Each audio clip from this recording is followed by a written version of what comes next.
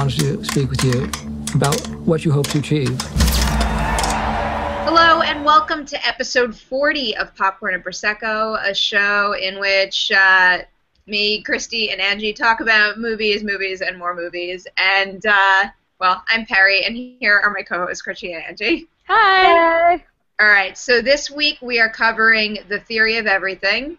We're going to talk about Foxcatcher, and we're also going to talk about all the crazy female-led superhero movies that are popping up, and the female director that just scored a big superhero movie too that we're very excited about. But we're going to start with The Theory of Everything, and Angie's going to take that one. All right, so The Theory of Everything is directed by James Marsh, and it is a Stephen Hawking biopic.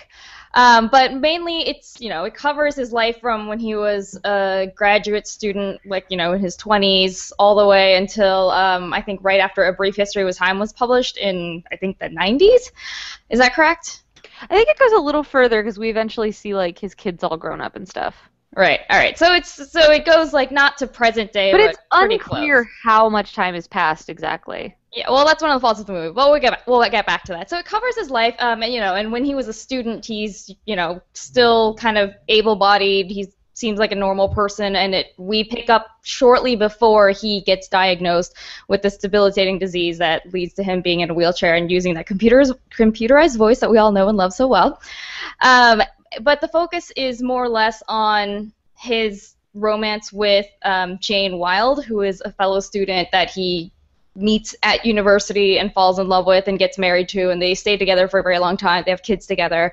So it's a Stephen Hawking biopic, but its specific focus is that relationship. And it's based on her memoir, right, about their time together? It is based on her real-life memoir about their time together, yes. And so I think that's partly why she's, such a strong character in such a strong presence in the movie. But overall, I just couldn't with this movie. My biggest problem... I don't know. I don't want to make it sound like I hated it and it was just awful. But my biggest problem with this movie is that it's a Stephen Hawking biopic that never once bothers to really explain who is this person? Why do we care that we're watching a movie about him? Which is just such a weird thing.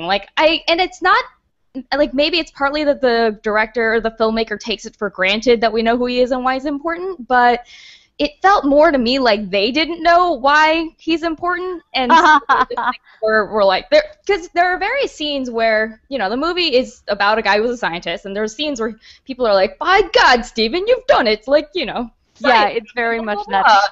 And there's so many of those, but at no point do we get any sense of, why his discoveries matter, why they're significant, why it's something that anyone who is not one of his colleagues should give two shits about. No, that's a very good point, because they say all these kind of big theories, but they never explain, well, what do these big theories have to do with, I don't want to make this sound incredibly narrow, but me, how is the common man impacted by the things that Stephen Hawking has figured out? And they never really explain that, so it, on a level of why this person is important, the film never satisfies that. No, I mean, for all it explains that he could have, any job. He could be a baseball player. He could be a school teacher. It doesn't matter because that's, how little his specific job matters in this movie, which is crazy because his job is why we care. They do take for granted that, they go in and it's it already has this sense of dread. He trips and falls on his face, which Angie and I think, can say with confidence we have done stuff on that level of, and you would just be they're clumsy doofuses. But because it's Stephen Hawking, it's not just a trip and fall. And also because they, it's slow motion and his head hits, it's just, There's a whole big moment. Oh, that shot's in the trailer. It's even such a big deal. Trailer, too. There's this and it's at his desk and he knocks a coffee cup off his desk and I was like, oh my God, if that meant that someone had that disease, I have the disease 80 times over. Yeah, it's just kind of it already expects you to know who it is, and I am aware of who Stephen Hawking is, but largely because of his place in pop culture, not I don't really understand physics. Yeah, I feel like when you walk away from a well-done biopic, you feel you walk away with a sense of who the person was and why they're important and what you walk away being wow, I'm so happy that I learned so much about this incredibly iconic figure. I did not feel that way at all. No, they convince you he's a big deal because they show his books about how well he's doing and the awards he gets, but you don't really understand why. But my bigger problem, convince he's a big deal because people keep saying, Stephen, you're a big deal. You're a big deal. Yeah, exactly. exactly. Like, it's very much like that. Do you guys think that the quality of the movie overall is going to take away from Eddie Redmayne's chance at getting a nomination? I don't think so. The Oscars really loves a good transformative performance, and, like, he does mimic Hawking really well, and, like, he does, you know, because you see him go through the whole degeneration where his body starts curling in and he starts losing his ability to speak, and I know all that is impressive, but I had a really hard time getting pulled into this movie, so, like, for me, there are more interesting performances out there, because I also feel like he had a roadmap, and I'm not saying it must be easy to play Stephen Hawking, but there was, like, a roadmap, where, like, to me, a more interesting performance came from, like, Jake Gyllenhaal in Nightcrawler.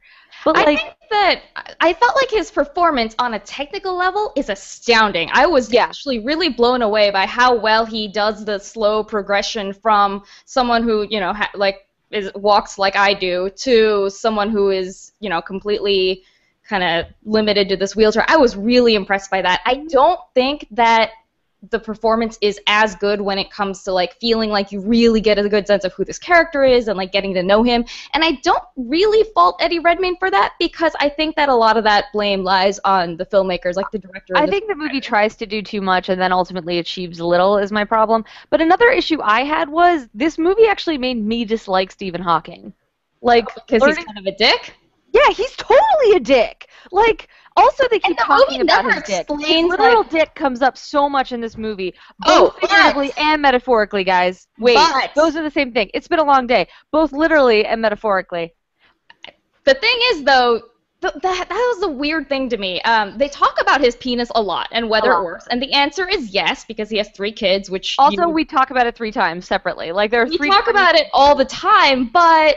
But the movie never shows him being a sexual being, which I think is such a bizarre choice. Like, it was kind of like the way that I was saying that people keep talking about how brilliant he is, but the movie never explains, like, why he's, like, how brilliant he is or, like, why that matters. It's kind of the same thing with his penis. Exactly. Like, they kind of have people talk about his Hawking's penis, and I don't. Let me clarify, but, like, there's, like, a scene where his friend flat out asks him, like, so can you still get it up? And he's like, it's a different system. Yes, I can. And you're like, that was not a good Stephen Hawking. I didn't know how to do it and not be offensive, so that was what I came up with. Anyway, it's like, it seems like the importance is not that Stephen Hawking has a sexual side and is a person beyond his brain, but just that he is a man who can get a heart on. Like, it just seems so chauvinistic and stupid. Like, it just annoyed me that people kept talking about his penis, and I was like, well, if we're going to keep talking about it, like, I would have been really interested to see, like, him and Jane actually being sexual once his disease starts to kick in. I think that would have been interesting.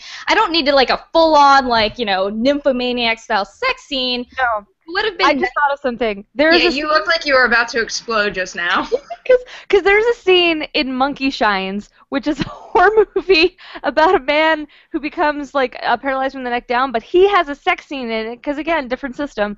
And it made me, like, we're talking about that, and, like, that movie is not a good movie, but there is a sex scene between him and an able-bodied woman that actually shows you a lot about their relationship, and I feel like something like that in this movie would have been really worthwhile, especially because sex is such a major part of the relationship between these 2 people and how it affects everything, frankly. Exactly. I mean, it's a really big problem because, as we've talked about, this movie is not at all about his science or his work. It's very, very, like, those are very minor parts. About those things.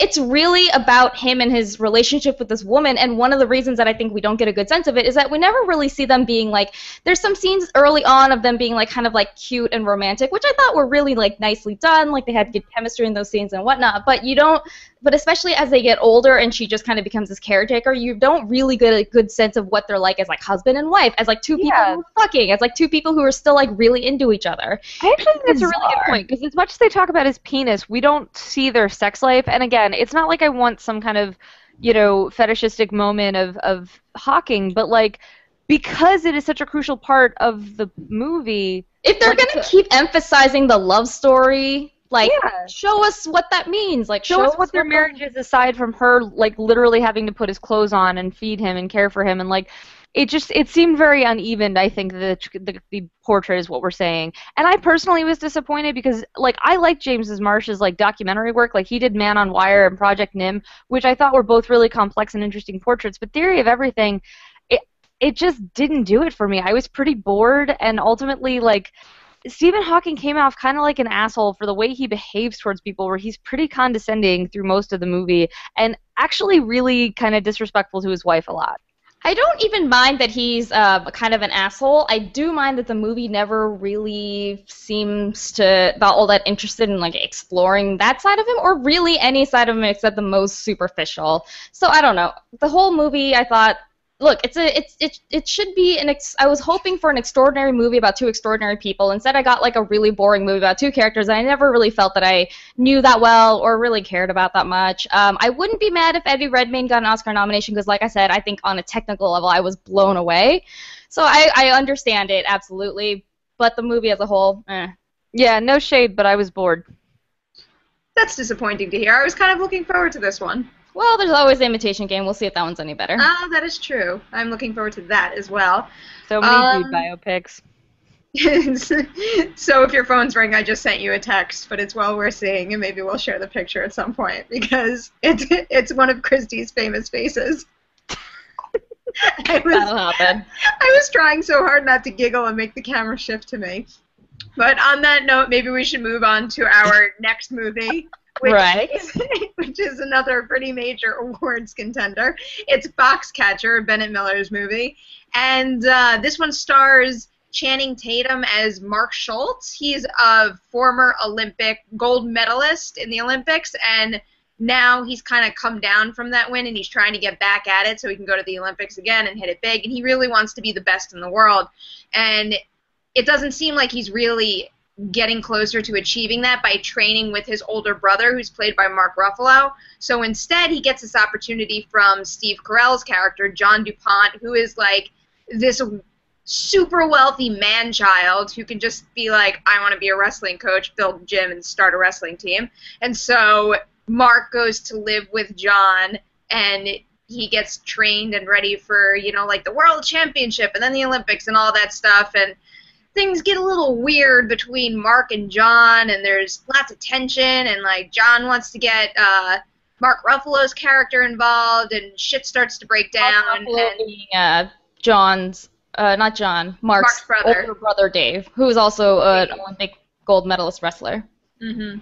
And so it's basically kind of this strange battle between the three of them. And this is definitely a movie that I think people got a little too crazy about too fast. I feel like the people who saw it first might have hyped it up too much, because I was walking into this one expecting the world. I really couldn't wait to see Steve Carell's performance, but you know, he's good in it. I don't want to take away from what he accomplishes, but I think like almost like the shtick of it was ruined in the trailers, where I kind of knew what the character was about, so when I went into it, I wasn't as wowed as I thought I would be. And also, I kind of feel like if you've seen the trailers, you don't get that much deeper of an understanding of that character after having watched the whole movie, which is really disappointing. It's so disappointing, because it's such a fascinating guy, and like his behavior is so bizarre, and like just, I mean, everything, his facial expression, the way he walks, you would just expect so much more from someone like that. But I mean, really, like the case, it's the case with all the characters in this movie. Everything is just really flat to me. I feel like we're watching all these characters do this thing and try to practice and achieve these huge goals, but you're never kind of in it with them. You're never in it to the point where you actually care about him winning these medals and stuff. Yeah, I kind of felt similarly. Like I said, one of my issues was that, like, Steve Carell, I'm going to sound like I'm repeating myself, but it's another performance kind of like Eddie Redmayne's that we're talking about, where I think that he's doing good work. I was really impressed by it on some level, you know, basically that it's so different from anything that we've seen him do, and he's like very good at it, but I think the movie kind of, you know, doesn't give him enough to do. Like I said, if you've seen the trailer and you have a vague idea of what the story is, then that's really all you learn about the character. You don't learn anything you don't get to know him that much better than that, which is disappointing. It's the same with all three of them, though. I mean, I think all three of them deliver great performances, but I don't think you learn anything more about these three guys beyond what you've seen in the trailer. If you've read the synopsis and you've seen the trailer, that's about it. There's like, I wish that there was more to this movie than that. There isn't. It's also kind of slow, which I don't think is necessarily a bad thing, but I have to admit, I saw it when I was tired and I was like getting really impatient. Yeah, I saw this right after Interstellar, so that was close to 6 hours of movie time, and I was ready for Foxcatcher to be over. I have a question. I haven't seen this one yet, but it was supposed to come out in December of 2013, and then it got pushed because they said it needs some more time to put it together. It sounds like it didn't have enough time to come together to something that really impressed you guys. I don't think time would have changed anything. I think it's just the material and the way that Bennett Miller and the writers approached it. They just, it's like they didn't dig deep and add layers. It's like, here's this story, let's just tell it. And they didn't think about it beyond that. And like another pretty detrimental error, not error, but like flaw in this movie is that you see the big ending coming from the second that movie starts. I mean, I actually knew the big ending already because I know like when this movie, before this movie came out, I was researching it, and like if you go to Wikipedia, because it's all based on real people. It's like the first sentence, yeah. I didn't know anything except for what I saw in the film's promo campaign, but I still knew and I mean I called it exactly what happens in the end of the movie. Within, I want to say, like, within minutes of Steve Carell's first appearance in the movie. I want to go back for a second to talk about, because we were talking about how it's slow, so I have to admit, I don't know if I mostly didn't like that just because I was tired, and I don't know if it's personal bias on my part, but there were times where I was getting impatient with it because I was like, it felt like the filmmakers were mistaking something being like slow and quiet for something being important. Like, kind of like, if we just leave the camera on Channing Tatum looking sad long enough, it'll get more important. It kind of felt like that to me, but like I said, like I admit maybe I was biased. Well, not necessarily important, but I think maybe that they thought they were doing what they achieved in the trailer. Like, when you look at the trailer and it's that part where Channing Tatum is standing in front of the mirror and he bashes his head in, there's something about the way that plays with the music that it's paired with that makes it really unnerving and unsettling. Like, and that's what you should feel when Steve Carell's character's around. You should be, like, uncomfortable. And I mean, I guess I did feel uncomfortable to a point, but just because he's so awkward looking, not because I felt like threatened or like he was unhinged at all. Yeah, I mean, I felt more. Are the prosthetics a problem? What? Are the prosthetics a problem? No, I don't think so at all. I think it's more of just, you know, how the fact that the movie overall didn't come together well enough. I mean, if it did, I think the prosthetics looked fine. Yeah, I will say Channing Tatum gives a pretty good dramatic performance that again I think is hampered in a bit by the fact that his character isn't as developed and fleshed out as I would like him to be. Mark Ruffalo, I thought, did very good work with kind of the least showy performance. Like, you've got Steve Carell being like this really weird person that doesn't look or act anything like Steve Carell, and we've never seen him like this before, and it's mind-blowing. And then you've got Channing Tatum, who has like lately had a better and better reputation, but this is still like a big deal for him to be like this like straightforwardly dramatic, like meaty role. But then Mark Ruffalo kind of just like comes in and he does his Mark Ruffalo thing. I was really impressed by the way that he took a character who could have been really boring and two-dimensional and just tried his best to breathe life into that character. He made the character feel so much more warm and alive and like more interesting. That's why he's so likable. Yeah. It was kind of like it's kind of like how he's like in Avengers for like 10 minutes, but he was like everyone's favorite character. Yeah, he's one of those guys that like oozes with charisma. Like, you can't help but to see him and like whatever he's doing. Do you want a Foxcatcher spin-off with the brother? Yeah, sure. Why not? I don't know. I just like Mark Ruffalo, so I'd probably just be like, sure, it has Mark Ruffalo in it. I don't know if I was as thrilled with this whole world of wrestling as presented in this movie as I thought I would be. I was just very not into it. Like, I didn't give a shit if Channing Tatum's character won the World Championship and then went on to the Olympics and all that bullshit. It's like I didn't care. But then again, I feel like we're just totally trashing this movie. It's not a bad movie by any means. It's just, you know, when people have been hyping it up so much, it's a serious punch to the gut when it doesn't live up to those expectations. And I mean, it's been getting quote-unquote Oscar buzz for over a year now because people thought with it being Bennett Miller and with this transformation of Steve Carell. But where do you think it's I went into this pretty sure that Steve Carell was going to blow my mind in this movie, and that was not the case. I think, if anything, I walked out thinking Channing Tatum might deserve the nomination more.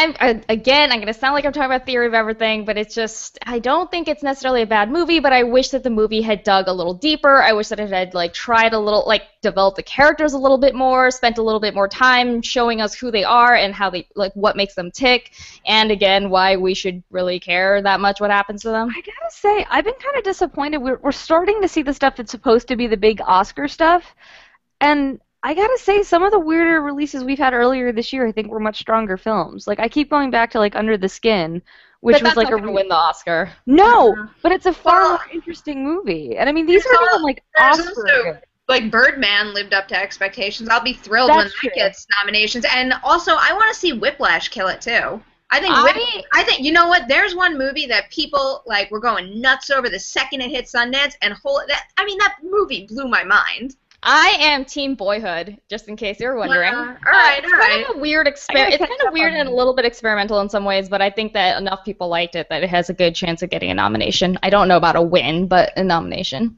We'll talk about the what's the Oscars more as things consensus move on Foxcatcher here? Angie, do you think people should see it? Sure. I don't know. That's really enthusiastic. Right. I don't know. If you have been listening, I think I have been giving off the general vibe of, like, I don't really dislike it, but I don't like it. I feel pretty much indifferent to this movie. I'm glad I saw it so that I can have seen those performances and, like, that I can talk about it and that I was curious about it. But, yeah, sure. Why not? I don't know. Yeah, I don't care. I'm going to say something, like, along similar lines. Is like, if you feel like it's important to you to keep up on, the potential Oscar contenders, it's worthwhile, and it's not a waste of money by any means. It's just, don't go in listening to all the people who have been going nuts about it and saying it's going to win this and that and all that nonsense, because I don't know if that's going to pan out. This might be, like, I don't even, like, dislike this movie. This might be, one of the most indifferent feelings I've had about a movie in recent weeks. Let's move on to things we have lots of feels about. Yeah, let's. So we want to talk about how it seems Marvel and DC are finally paying attention to, and Sony for that matter, are finally paying attention to women who have gone to see superhero movies. We want to start off by talking about some of the newest developments, which is that reports are coming in that Michelle MacLaren is in talks or a frontrunner for the Wonder Woman movie directing job. Which, if you don't know Michelle MacLaren, you have not been watching amazing television lately. She has been directing Breaking Bad and Walking Dead, and my personal favorite, Game of Thrones. I actually have my little Brienne here. Well, which actually Perri gave me. Brienne's I'm creating, like, a little collection right behind you. I'm slowly just going to have tons of Funko Pop. Every year it's going to stack up. But, yeah, Michelle MacLaren, it's cool because, like, a few weeks ago, whenever they said that they were like, oh, we're going to do a Wonder Woman movie, I wrote a thing for Cinema Blend about 5 directors I'd like to see direct a Wonder Woman movie, and Michelle MacLaren was one of my picks, which is, like, the more I thought about it, the more I really wanted that to be the case. And as much as I would love to see women directing superhero movies, period, like, it's not because she's a woman, it's because Michelle MacLaren has had a really solid trajectory on Game of Thrones, and, like, Alan Taylor came from Game of Thrones, like, they should be pulling more talent from Game of Thrones. And if you're going to have a Wonder Woman movie where you want a complex female character who can kick tons of ass while being interesting and not just like, I'm tough and blah, blah, blah, like, Game of Thrones is the place to look. And, like, memorably, Michelle MacLaren did the Bear and the Maiden episode, which had tons of good Brienne stuff, and I like the idea of this. So, I'm super excited about that. Do you guys have thoughts on Michelle MacLaren? I like the idea that she's a TV director, too. I feel like, picking some other film director that we've seen a lot of stuff from before, it's going to keep everything in, I guess in this case, not the Marvel mold, but the DC mold. So I feel like the fact that she's worked on so many different shows and shows that, like, push boundaries a lot, I feel like that could really spice this up a lot.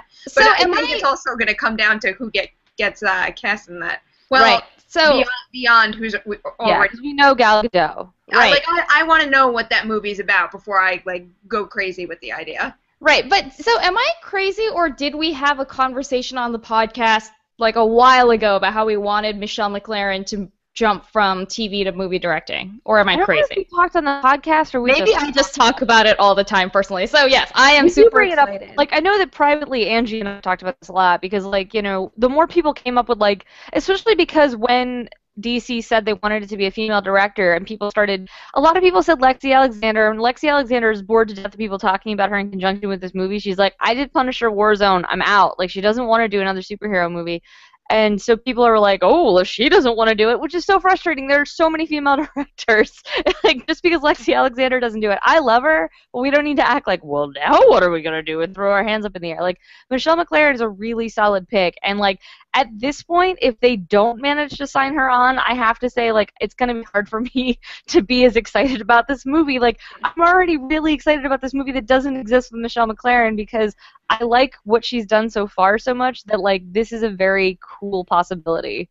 Yeah, I mean, she's someone that I think could use the publicity. I think it's a great PR move on DC's part to be like, we're going to make the first female superhero movie, and it's going to be directed by a woman. I think, you know. Do you guys know who else was? Do you know who else was meeting with DC with Warner Brothers for the job? Dish. No, do you?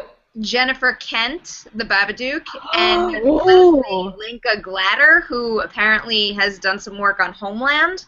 Oh, yeah. I Wow, have seen Homeland. Those are all really guys, good. we're going to talk to you about the Babadook in a couple of weeks when it opens, and let me tell you, like, spoilers, the Babadook is amazing. Babadook. We're saying it like Americans. You know, it's amazing, but I think I'd much prefer Michelle McLaren over the other two. I think she's kind of proved that she can handle it. You know what? The one thing I'm hoping for though in this movie, I want to see a Wonder Woman movie, but with no romance, like none at all. I feel like we're gonna be close on that, but let's talk about other superhero developments. We're excited about Michelle McLaren, excited about Wonder Woman, and yeah, I'm with you on like, can we just make it about Wonder Woman and not have her be like, oh, dude. That's what's gonna sell me on it.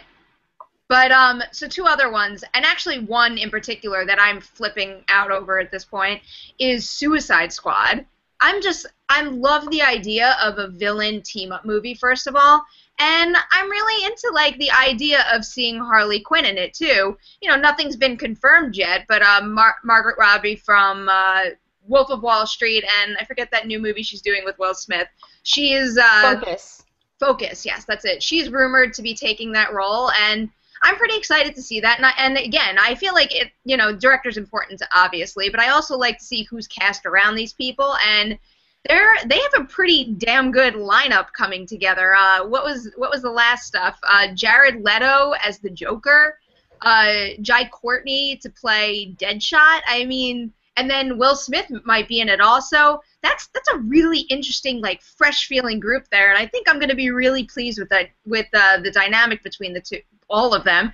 And I'm really curious how they're going to come up with Harley Quinn, because there's so many different looks for Harley Quinn, and I'm not going to lie, my favorite is the one from the animated series. You know, I told you guys that my parents have, like, a random piece of artwork of Harley Quinn. Like, I never read a single comic or anything, but ever since I was like an infant, in my living room in my parents' house has always been this gigantic, I don't know if it's a poster or a painting or what, of Harley Quinn for like no reason at all. Like, I guarantee you, if you ask my parents, who is that? They'd be like, it's like a Joker lady. I don't know. Fair enough. That's right. But I've always kind of been really interested in seeing that character because it's always stuck with me since I was a kid. I also do like the idea of, like, I'm all for female directors, obviously, but I like the idea of David Ayer directing this. Like, even though Fury didn't really live up to everyone's expectations, I think he could bring some, like some really, like, ruthless-looking violence to this and, like, a bit of sass as well. Fury I didn't love, but I think, like, End of Watch, like, if it had, like, that kind of, like, you know, zippy but kind of gritty. Can we wedge Jake Gyllenhaal into Suicide Squad? I don't know enough about it. I want Jake Gyllenhaal in this. I wouldn't mind seeing him in a superhero movie at this point. Yeah, like, beef him up and put him in a David Ayer movie? Come on. That'd be awesome. Let's talk a little bit about this other one, too, because I'm very interested in this idea. We've actually been talking about a potential female-led Spider-Man spin-off movie for a while. I think it was, like a couple of months ago the idea first came up, and then just recently there was... I think Sony was actually the first studio to announce a female-led superhero movie, but they seem to be the farthest behind because they don't have a release date, they have no idea who I don't know. Sony doesn't... I don't think Sony has their ducks in a row. I feel like the failure of The Amazing Spider-Man kind of just, like, shook them up too much, where they're just like, you know, we just gotta, like, start saying shit to keep up with them. I don't know if it's really gonna happen, but let's just keep saying it, and people go nuts. And, I mean, it's true. It happens, but... You know, DC quickly stepped all over that Sinister Six movie for me, and now I'm like a million times more thrilled about Suicide Squad. Oh, sorry, Sony. Yeah, So but this you know, Spider-Man. the idea of a female Spider-Man team-up movie does intrigue me. I mean, again, it's just a rumor, so we don't know if this is happening. But the report is that they're developing a female team-up movie, and it comes from an original concept, not a comic, and the tentative title is Glass Ceiling, which, like, whatever. And that rumor also throws out characters like Black Cat, Silver Sable, Spider-Girl, Silk, Spider-Woman. So, you know, I mean, that just sounds different to me. It's one of those things where it's kind of just like a fun idea to think about until they actually say what the story is, because I don't really understand how you bring all those characters together, whereas, like, the Suicide Squad makes a little more sense, where they're like, you know, like a team of mercenaries trying to, like, do crazy shit to... Yeah. I like I've read Spider-Man, but I haven't read, like, Spider-Woman. I'm less familiar. I know a little bit about, I don't even remember which ones. They're on a shelf I can't see from here, but I've read some Spider-Man. And I don't know as much about those characters, so I'm, like, interested, and I'd like to see it be, like, we've talked before on this show about how we'd like to see more mid-range comic book movies, where, like, they don't all have to be these huge, mind-blowing things, like, some of them could be smaller, kind of weirder stories. Well, and that's what I'm hoping they do with, like, Cyborg and the Flash, stuff like that. Yeah. Like, that By the doesn't have to way, be big and I huge. actually met Cyborg before, like, in So pre-fame, random. pre-me being, yeah. It makes me so happy that they went with someone that we don't really know, too. I wish that would happen more often. Like, you know, like they're doing with the director of Wonder Woman. She's not really a household name yet, but she has, like, this huge body of work, is very accomplished. We know that she can handle this, so why not do that more often? Totally. Yeah, for sure. Let's move on to our last exciting superhero lady, or super heroine. Right. So Captain Marvel. Okay, Captain Marvel has been around for a long time. And in the last few years, they kind of relaunched her, or not relaunched her, but the character had a different name, and she only, in the last few years, took over the Captain Marvel name, and since then she has become incredibly popular. So for a while now, fans have asked Kevin Feige and, like, the Marvel people over and over, like, when is Captain Marvel happening? Are we going to have Captain Marvel? Is it going to happen? Are you going to do it? Is it going to happen soon? And he kept kind of doing that thing that, like, you know, studio people always do, where they're not, like, they will neither confirm nor deny, and they'll just be like, I don't know, we're thinking about it, maybe. Angie actually wrote a really great piece on Kevin Feige being like, maybe, like, look it up on Flash Film. It was great. She really calls him out. Thank you. But after all that, they finally announced that they are actually officially going to make this movie. At this point, we don't know that much about it. We don't know who's directing it. We don't know who's going to star in it. We don't know what the plot line is going to be, or, like, how this character will be introduced or where she'll fit in. But I'm just excited in general about the idea that it's happening, that after all this time, Marvel is finally introducing one. At the same time, though, I have to admit, I'm kind of annoyed that it took them this long. Like, Guardians of the Galaxy was their 10th film. Captain Marvel is not their next film. It's going to be, like, I don't know offhand. It's way like down the line. I think the something. talk is that they're going to introduce her they were thinking about introducing her in Avengers 3 or something, because that's the movie that comes out right before Captain Marvel. It does make us sound kind of desperate that we're like, and they might make a Spider Lady movie, and that, like, but it's like, that's the thing, like, we're such an ignored audience, like, women who go see superhero movies, despite the fact that, like, women have been going to see superhero movies and the numbers are really supportive. It's like DC and Marvel are like, oh, I guess we should make a movie about women, and it's like, well, yeah, there's a lot of great female characters that you guys keep shunting to the side. One of the great things about Captain Marvel, if they don't screw it up, is that she's very, like, one of the reasons that the character has become so popular is because so many female fans have, like, really connected with her. Like, the Captain Marvel's, like, super fans call themselves the Carol Corps, and they're, like, super into having better representation in comics for people who are not straight white men. They're, you know, they're really just into it from, like, a feminist perspective. So if they don't fuck it up in the movie, it'll be a really different perspective on the Marvel universe. It's probably still going to end in a big aerial battle sequence over a city, because let's be real, it's still a Marvel movie. But it'll just be nice to have a fresh perspective. But yeah, like I said, with this and with all the other stuff, on the one hand, I'm so excited that all these different studios are finally being like, maybe it is time to, like, try and do this. On the other hand, I'm just like, also, because these aren't stories we've heard a million times. Like, Angie pointed out that there's a story saying that Batman v Superman, we're going to see Batman's parents die again. How many times do I need to see Bruce Wayne's die? Spider-Man had like 2 origin story movies in like, what was it, like 10, 15 years? Wait, we never even talked about that really silly rumor about the Aunt May spinoff. There's another female-led superhero I didn't even read those articles. Oh my I'm God. Like, no. The Sally Field is not getting I wrote it up the superhero other day, and movie. as I'm writing it, I'm like, is this really what I'm talking about right now? That's the joke. I want to mention one other female-led superhero type movie or it's not a movie. I'm really excited about Agent Carter on ABC, the new TV show. Oh, it looks pretty good. I like what I saw at New York Comic Con, and I like her. I like Haley Atwell a lot. I think that she's incredibly charming. I thought that Captain America: The First Avenger was good, and that she was a character that even right after that movie, I walked away being like, I wish that we had gotten to know her better. So I'm very excited about that. And that's actually, out of all the things that we talked about, the first one that we're gonna see. Yeah. So.